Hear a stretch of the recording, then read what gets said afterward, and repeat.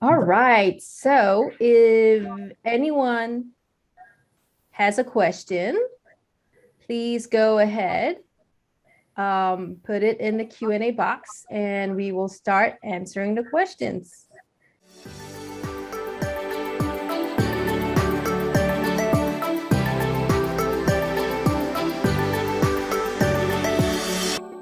Thank you. Very good question.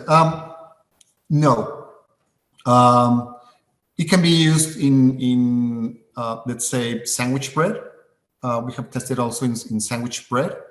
It might depend a little bit on the type of bakery good you're using or the type of bread because of differences in formulations, amounts of sugar, moisture that you might have in these different types of breads. But most likely, it's just an acidifying agent. So you can use it for acidifying and maintaining a low pH for no bacteria or molds growth. So what I'm really amazed with today's presentation, George, is GDL can actually be used for this purpose. And, like most preservatives, there is an Achilles heel for Kelpro, for cultured wheat, for sorbic acid. They all have Achilles heels. Does GDL have an Achilles heel? Like, what is its weakness? Yes. So you have certain amount of the gluconic acid that of the reaction that is going to be going into from GDL into gluconic acid, because the gluconic acid is going to be the main ingredient who's going to be acidifying the medium. So that reaction is going to be the limiting factor. And there's limiting factors for that reaction, that it's how much water you have available. Mm-hmm. So if you have a very, very dry bread, there's not going to be enough moisture for the reaction to go back from GDL into gluconic acid for it to start acidifying. So that might be its Achilles heel. That might be one. Also, if there are other, let's say, neutralizing agents in your formulation, if there's more, I don't know, sodium bicarbonate, that's going to be neutralizing the pH, and so it's going to be rising. Flavor, certainly, you can overdose, 3%, and that's going to be tasting acidic. So you might not want to go as low on the use, to use so much GDL that it's going to be impacting flavor. Got it. Thank you.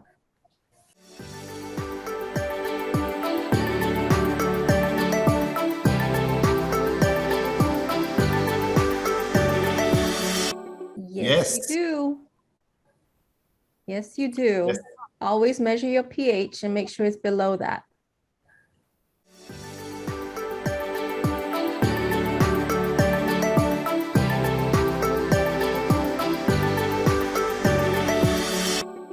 I think the answer is no. I think it's just mold prevention, right, George? Yes. Okay. We can argue, but that's still under research. Yeah, the pH is arguable. But for really extended shelf life, you really do need enzyme solutions. Yes. For texture. Those are the most effective ones. I agree. Mm-hmm. Yeah.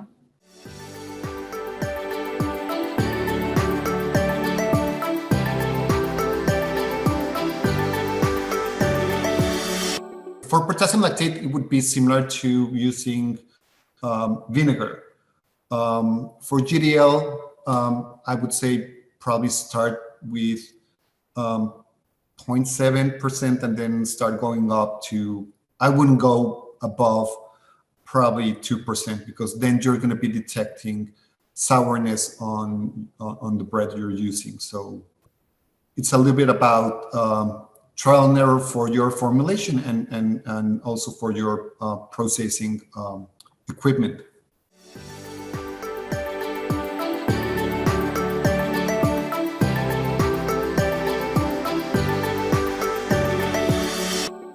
Okay, I'm going to get into a couple of other characteristics that potassium lactate does have better than lactic acid. So they're comparable in being used, but potassium lactate also imparts some, it's a moisturizing agent, one side, and then also it has some flavor modulation characteristics. So let's say if you have some off notes coming from using, I don't know, too much whole grain or some bitter flavors, potassium lactate does have these additional benefits of being a flavor modulator.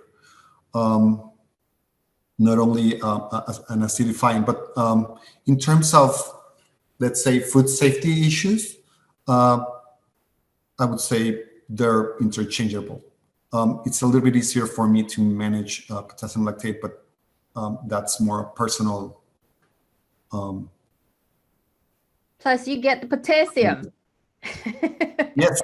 The beneficial portion of the potassium. It's beneficial for your bread label. I think, yeah, that's pretty much a really good answer to that.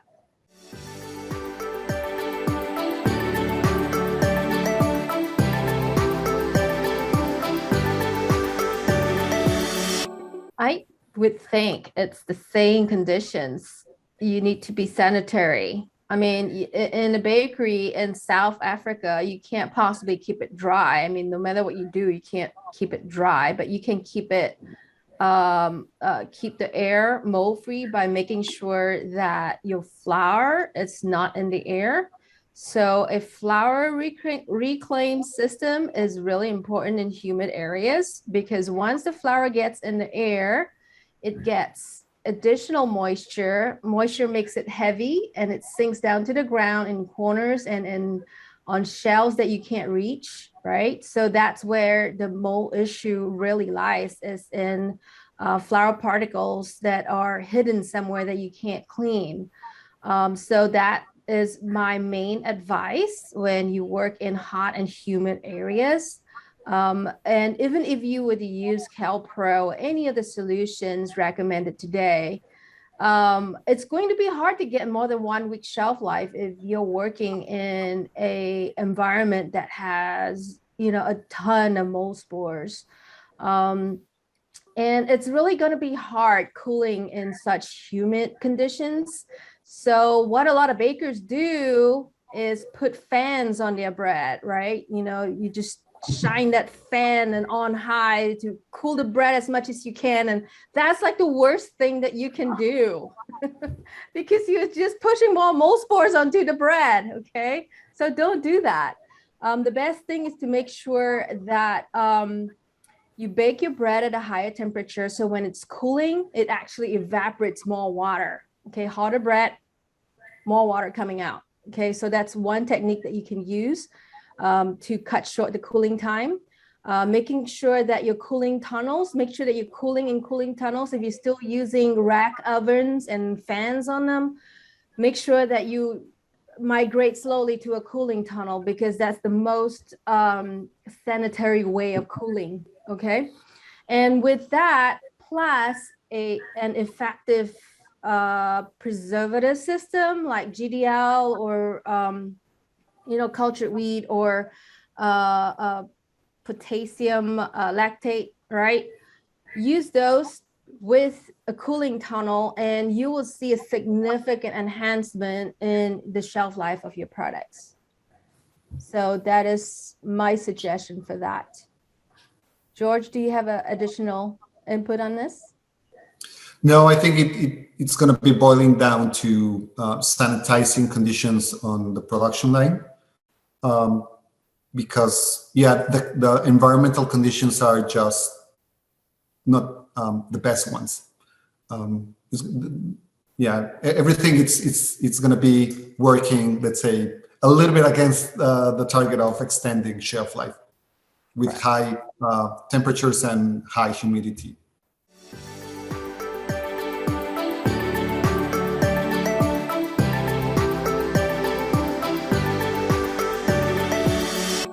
Okay, so one of the benefits for GDL is that it's slowly converting into gluconic acid. As a difference, let's say if you use citric acid, if you add just citric acid, you're going to get just the boom, the sourness in one shot.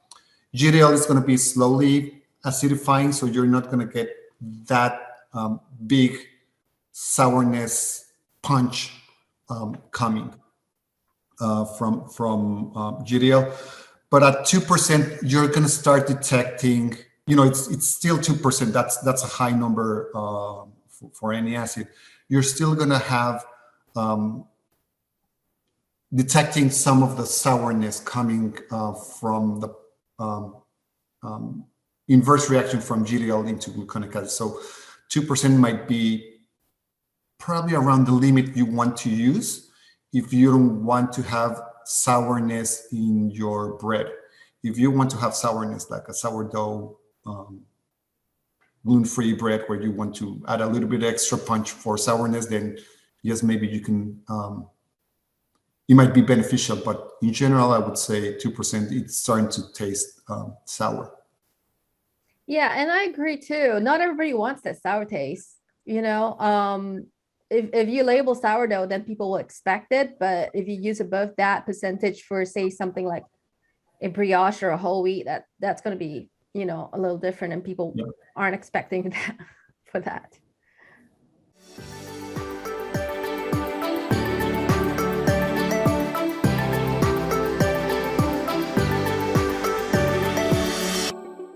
So what that means, and that's a whole other topic for discussion. That might take us 1 hour. So it means that lactates, potassium lactate, is going to be binding water, meaning it's going to be able to retain some of the water that is going to be available when you're doing a dough. And so upon drying, you can actually have, let's say, extra water. And as such, that's what we call a moisturizing ingredient. It's these ingredients that are able to hold a little bit of the humidity, or, well, not humidity, but a little bit of the moisture of the dough into the bread. And that's what I mean. And lactates seem to be pretty good at retaining some of this water. There's been some discussions about baking, because baking is such a stressful process, where you're going to be drying any water independent of whatever moisturizing ingredient you might add. The most common moisturizing ingredient that I've known in bakery, it's glycerol. So potassium lactate might be a replacer for glycerol if you want to have some moisturizing for that. But that's a whole other topic, and we have some information on that. We need to write a paper on that, George. Yes, it's very interesting. This is the first time I'm hearing of it. Yes. But it makes a lot of sense. Yes. So that's what it means, having a moisturizing in the dough. You're going to have higher amount of water with lower amounts of water activity. So let's say you have 35% of moisture, and that represents, I don't know, 0.8 in water activity. If you add a little bit of potassium lactate, you might still have 35% of moisture, but then the water activity is going to go down to, I don't know, let's say 7.5 or 7 or something like that, depending on how much potassium lactate you add to the bread. Yeah. Okay. Thank you.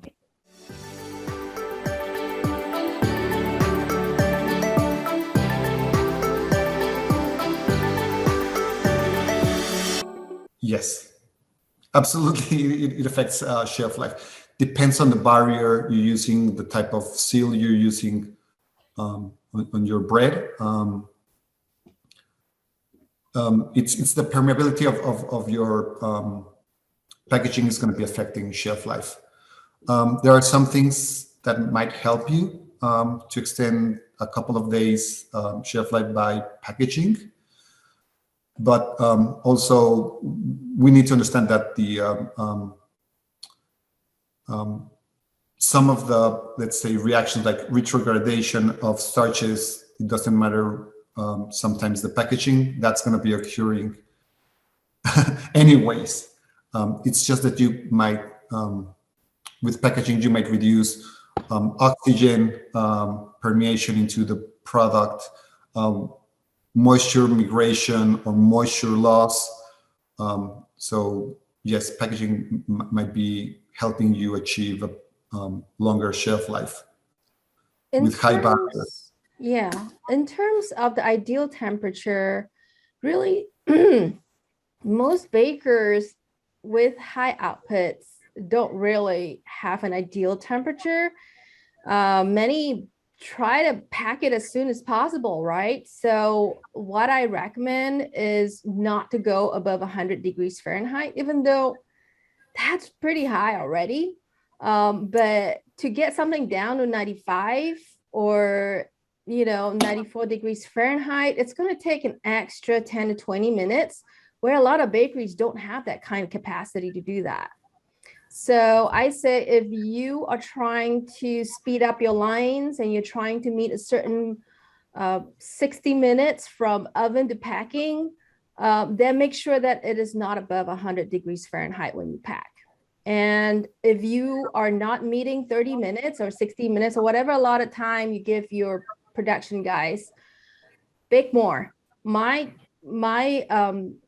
suggestion is to put more heat in the oven so that you drive more water out of the bread, so that with more water out of the bread, you cool faster. Okay. So do not pack the bread when it's breathing. It's like actively condensing in the package, because that is the worst way to extend your shelf life. With all that moisture in the bag, you are going to allow the potential mold spores to feed on that free water. So free water in packaging is a no-no. And again, free water exists in different temperatures, right? In the hotter temperatures, it's a higher temperature. In the cooler temperate regions, it's a lower temperature, and also depends on the relative humidity in your plant. Okay. So what you're going to look for is cool to a point where it's not going to condensate in your packaging after it's sliced. That's where I would look at, different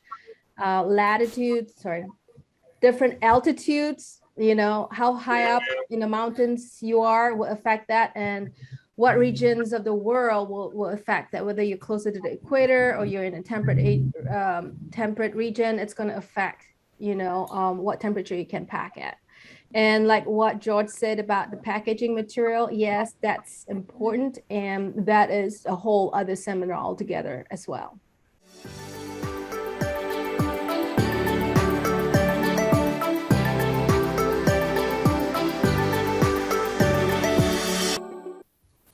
That's a very interesting question.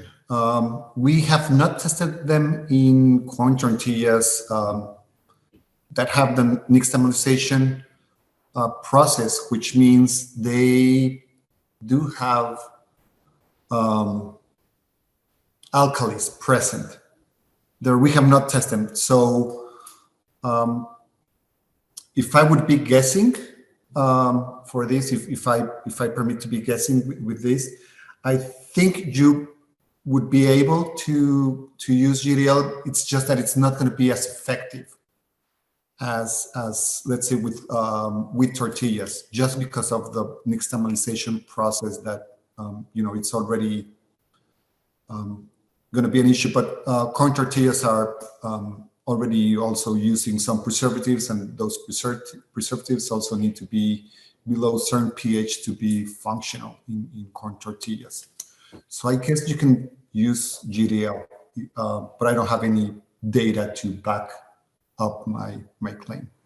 I totally agree with George. Yeah, that alkalized system is completely different. So it's a tough one. Yeah, that's a tough one.